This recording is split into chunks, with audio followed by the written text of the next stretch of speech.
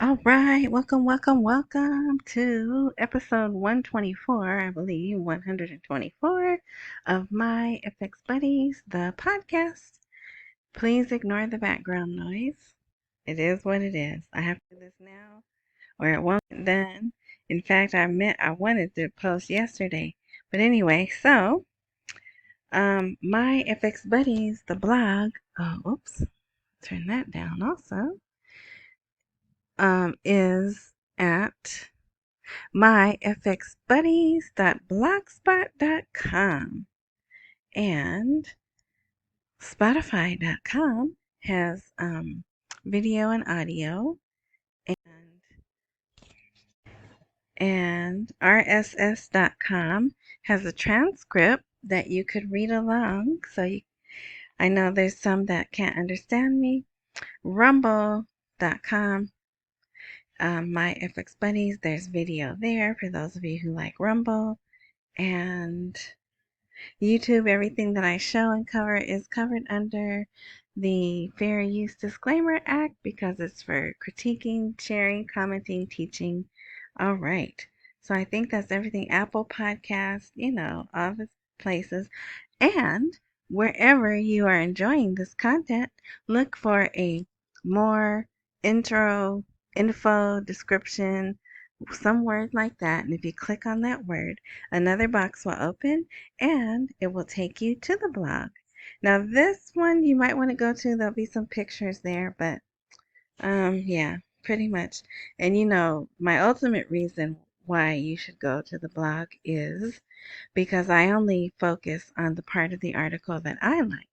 But if you read the articles for yourself, you may find something that you like or you like better, that resonates with you, that will keep you holding on.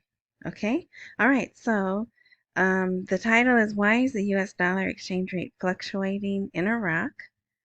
So I added in Iraq because it's kind of confusing, especially right now because our dollar is fluctuating. I mean, it's crazy. If you don't, well, I follow the dollar index of Market Watch because I know Bloomberg's is different. But yeah, the dollars, it was 104.67 earlier. Now it's 104.14. The other day it was in the 103s, so it's fluctuating. And they do cover that in Iraq's news. So to avoid confusion, I added in Iraq. But the title of this is Why is the US dollar exchange rate fluctuating? And this is Samir al-Nusari.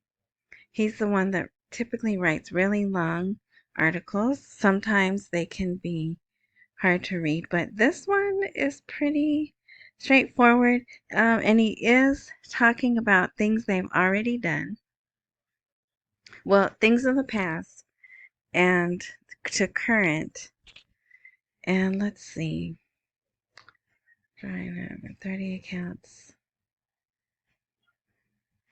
So I'm pretty much just going to focus on the last paragraph because you can read that, especially if you're new to this. You might want to read this just to get a history. But he says, once again, the fluctuation in the US dollar exchange rate has returned to the forefront. And this time it is due to speculators and merchants of crises and wars exploiting the WAR. Shoot, I didn't catch it, but oh well, whatever. Currently being waged by the Zionist entity against our Arab people in Pizza Land and Lebanon, and the confusing security situation resulting from that. So, so he's Iraqi, and that's how he sees it, right? So you can't be mad. I mean, you can be, but it's pointless. He's Iraqi. He's Iraqi. That's how they feel, right? Okay, so the current level is above 1500. It is. It's gone down.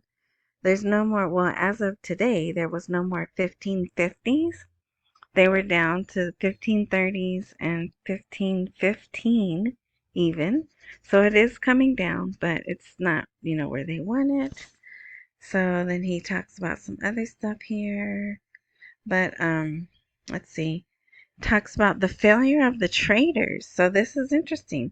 The failure of traders and some banks with international banking standards that guarantee the dollar's arrival to the final beneficiary. Therefore, the efforts of the central bank and the government in 2023 focused on drawing up a strategy for financial and banking reform in order to control the stability of the exchange rate. Then he talks about how they opened up to using the different currencies, those other different currencies.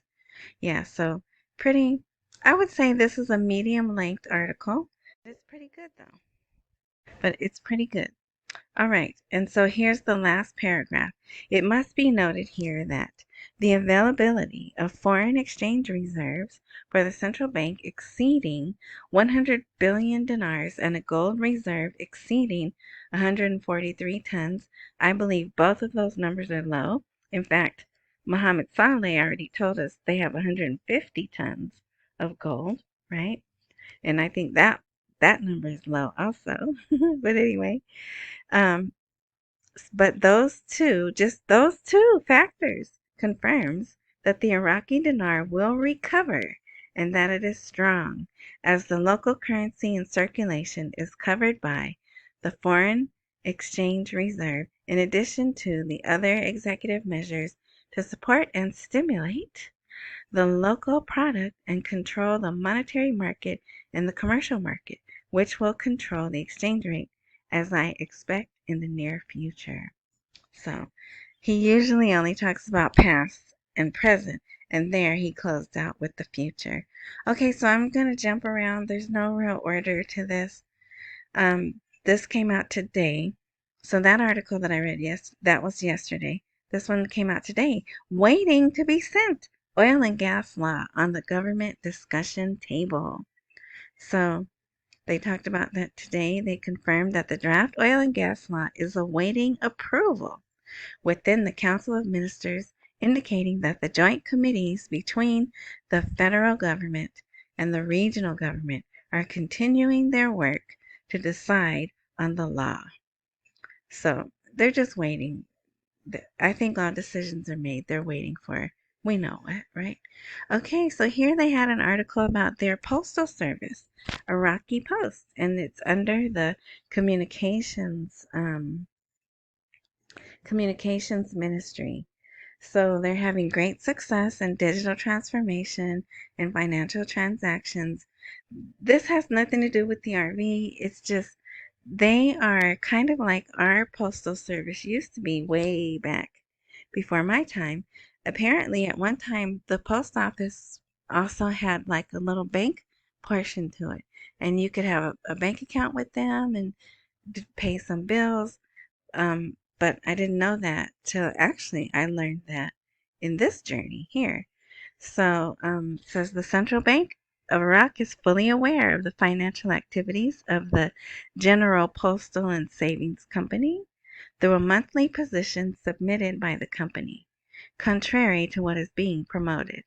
So apparently someone's giving them grief, but they're just, I just like that because it shows modernization in another industry, right? Postal, the postal service is coming back online, and that shows mm, an emerging country. But I hate to say emerging country, but you know that is. But they're getting back on global standards and everything, right? All right, so I am excited about this, and maybe I shouldn't be. I don't know, but I am. So, for the purpose of organization and protection, exchange companies establish a union for money changers. And I don't know what they're doing there, but so this was 2 days ago, or was it yesterday? Well, whatever day, if you watched and there was that terrible violent occurrence that happened in Turkey, Ankara, two individuals went to a business and unloaded on seemingly unsuspecting people, right? So This article came out the same day that was, whenever that was. All right. A number of exchange companies in Baghdad, numbering 107 companies, decided to establish a special union for money changers. But now let me remind you of what has happened with this group of people. Remember, they were going to go on strike nationwide. The exchangers were going to go on strike. And Sadani met with the head, which is this guy right here, him and probably some others, right? He met with them. And whatever they talked about, I'm not really sure.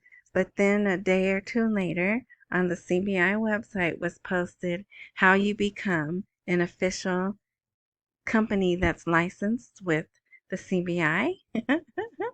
And so some time has gone by, right? And so here they are popping up, having this celebration. Um, they talk about how they were kind of left out in the cold. They didn't have any protection. There was no law regulating their work except one provided by the central bank. So I would like if you would go read that. Um, it says it's a step in the right direction. Let's see.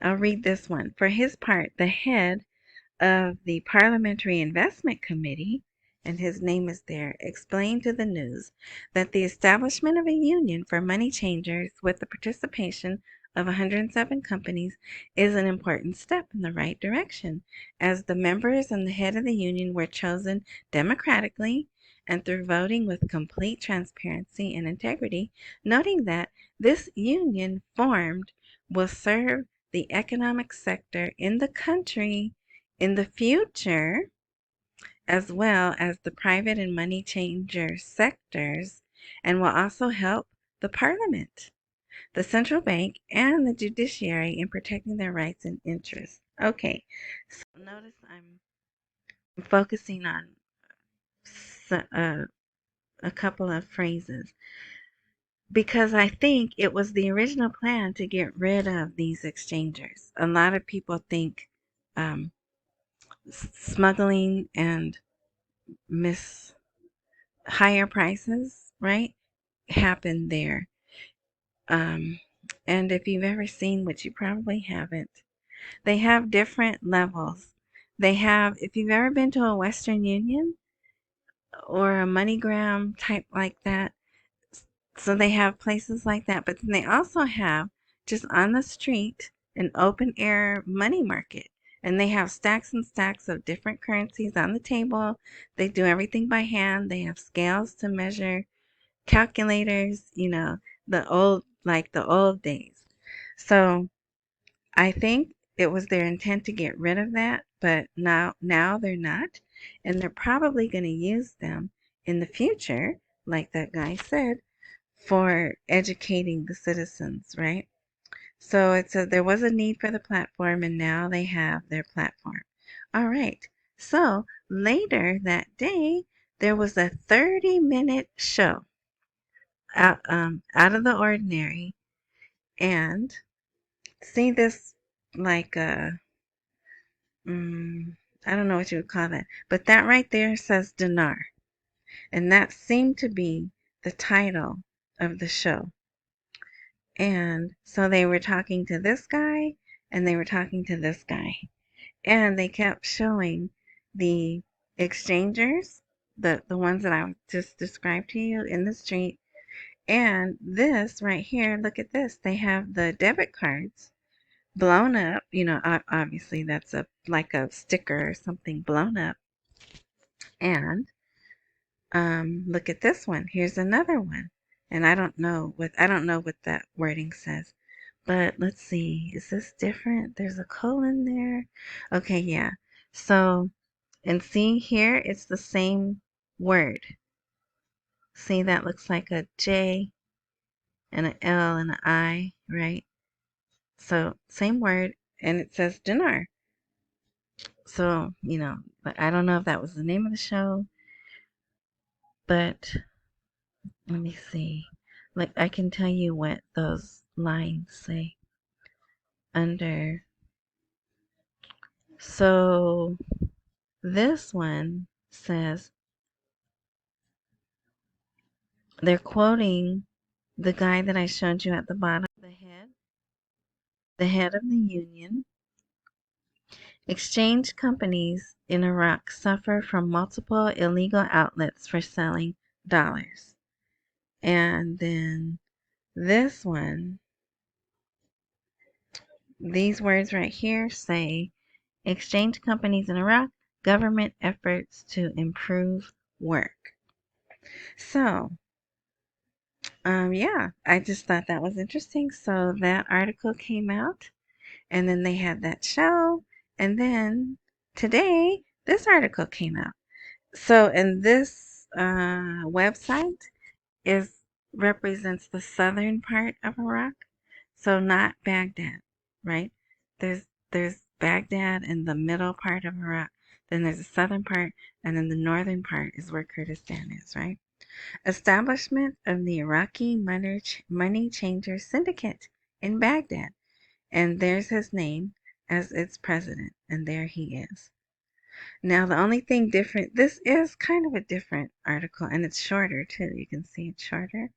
Um, the attending representatives, most notably those people, supported the idea of establishing it in a speech they delivered during the conference, indicating that the parliamentary committees support this legal, regulatory path, stressing that this step is important for direct communication through legal paths with the Central Bank of Iraq, Iraqi banks, and those concerned, from exchange companies to deal with each other regarding the local market. So I'm thinking they're going to be using them rather than try to shut them out like they did. This is probably, they'll probably be given the right to give out the 3-0 notes and educate the people. And I'm guessing instead of big images of the debit cards, they'll probably have big images of the new money there. That's what I believe. So we'll see. Hopefully, we'll see soon. I'm still on January. Okay. Anyway, so today, this was on the CBI website, opening branches.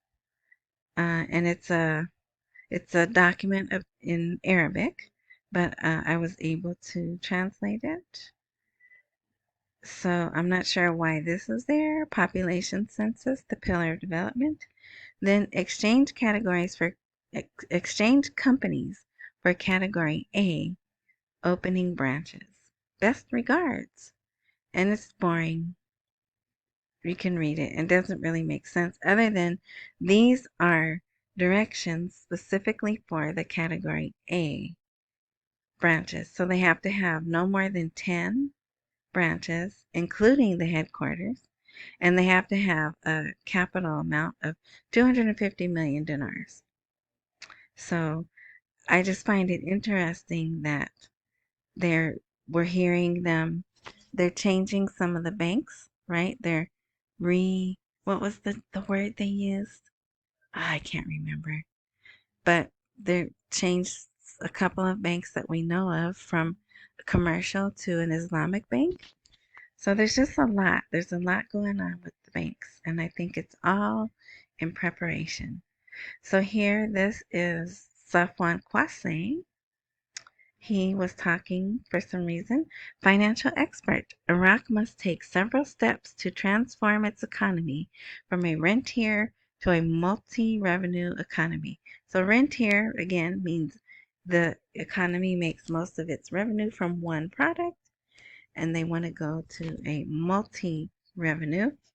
Well, they're actually being forced to by the IMF and the World Bank, right? But, I guess they did in the past also. Plus, they have all those minerals, natural resources, right? That eventually they'll be able to mine and what's the word with the R? Refine and then sell, right? Okay, so he says, Iraq does not need a process of reviewing the rates but rather needs to comply with international financial reporting standards so that the values appearing in the financial statements are the reality of income, and we need to expand the tax base and review tax allowances in a manner consistent with purchasing power of the income earner.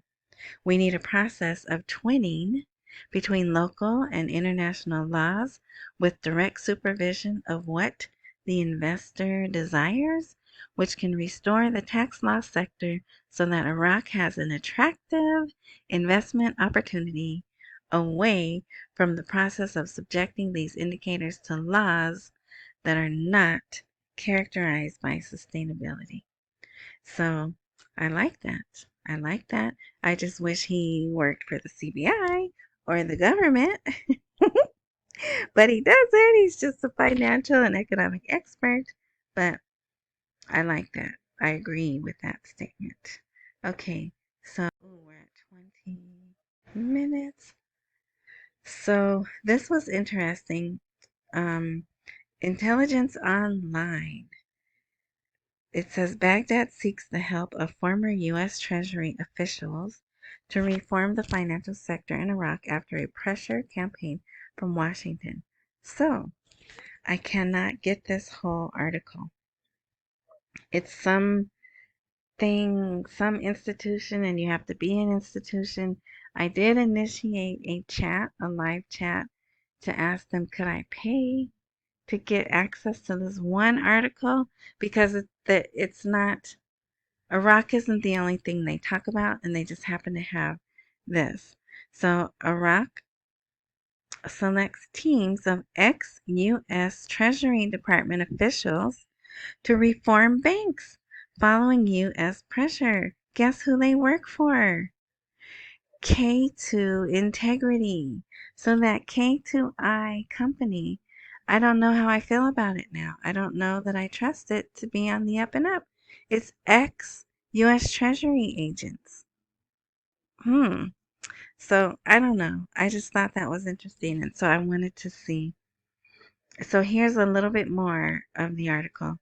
Chip Ponce, that's his name, Chip, and his ex-government colleagues in K2 Integrity's Washington office have been meeting Iraqi officials to discuss changes to the financial sector.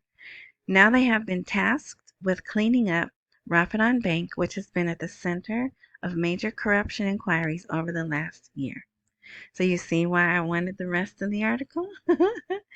But I have not heard back, so they're probably not going to let me get that. But that was telling, that was new information. And then here, parliamentary legal. Parliament will extend its legislative term to complete important laws. It does not list anything we're interested in. It's stuff that they're interested in. So yeah, they're gonna cut a month off. So instead of having 2 months off, they'll have 1 month off. So they let that out. So here on Sunday, the Iraqi Stock Exchange is gonna launch trading of whatever that is, Islamic Bank. So that's a new change. And then also a Islamic Money Bank has bumped up their capital to 250 billion,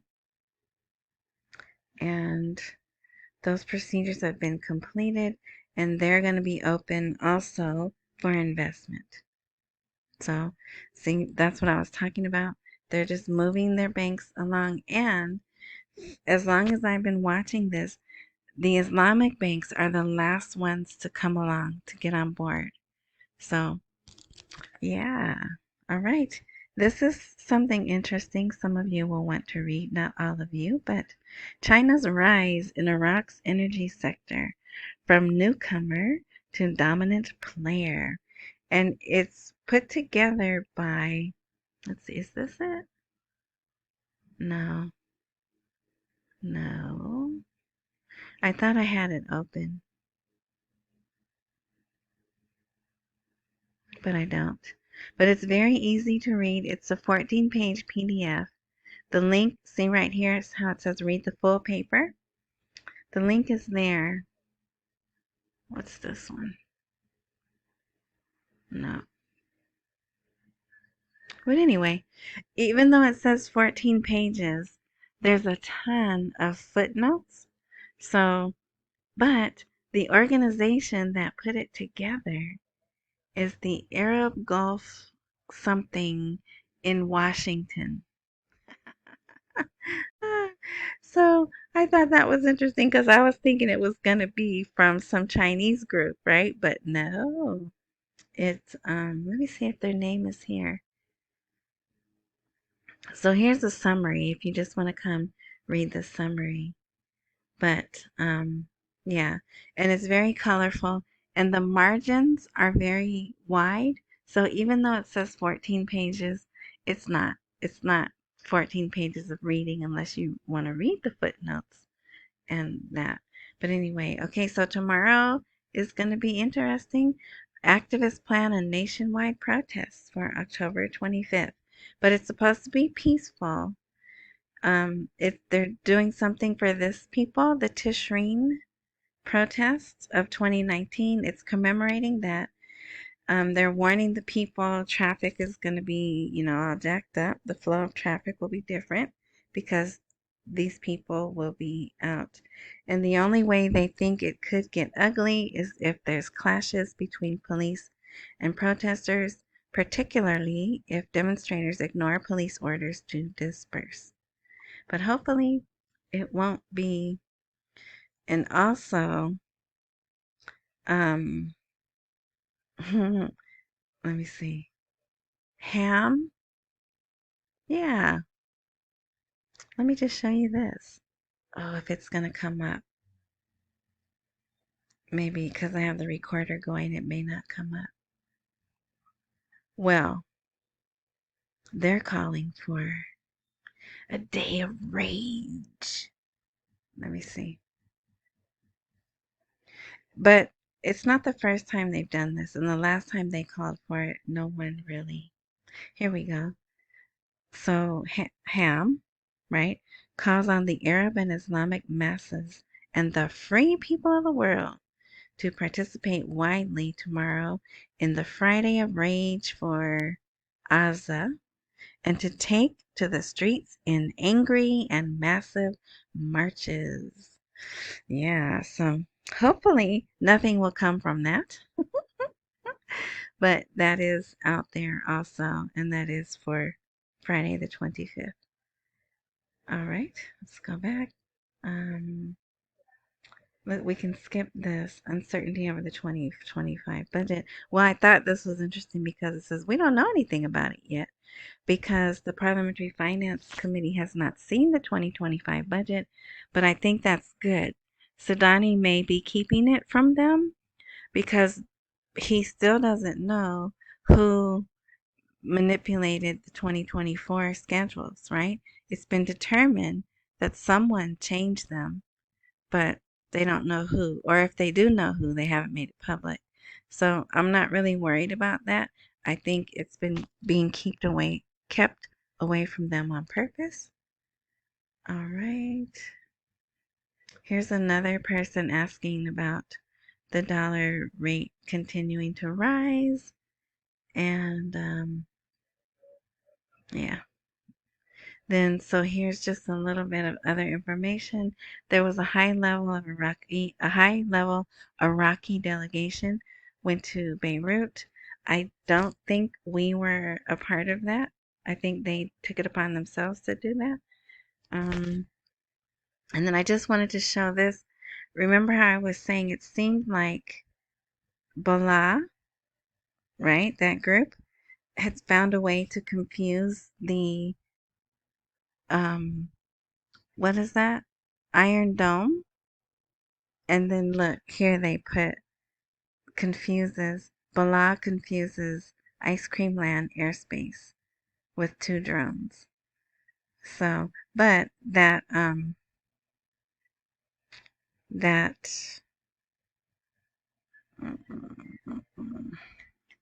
THAAD, I think it's THAAD.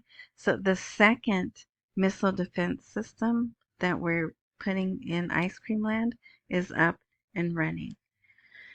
All right. And so last but not least, I wanted to show you, oh, well, there's some other little things here you could read. So after, the only reason I brought up what happened in that Ankara, that that business, because after that, the next day, Turkey kablooied an area in Iraq and Syria. But it's that same area that they always, the PKK is there, and Turkey feels the PKK is a hmm, scary group. I don't want to say the right word. It starts with a T and has the word error in it. Hopefully you know what I'm talking about. So Turkey has always said the PKK are those type of people and they have every right to take them out. So yeah. All right. But now, so this is last. On 2 days ago, some people in Kurdistan were paid.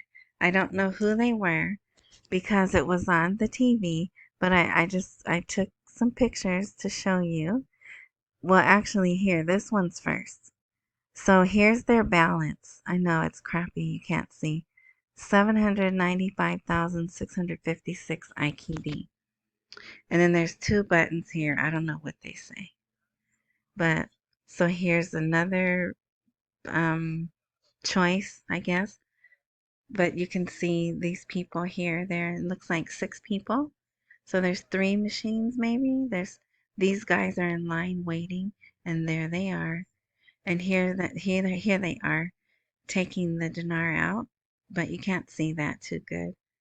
Um, and those are other pictures, but so they are releasing money. See, Kurdistan. This is in Kurdistan, and here's the 25K notes that we are familiar with.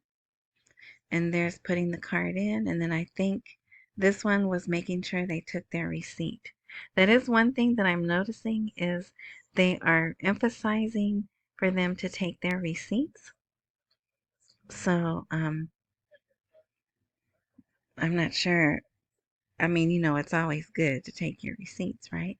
But anyway, yeah, so that's it. There was more, but since it was already long, there's a whole lot of projects.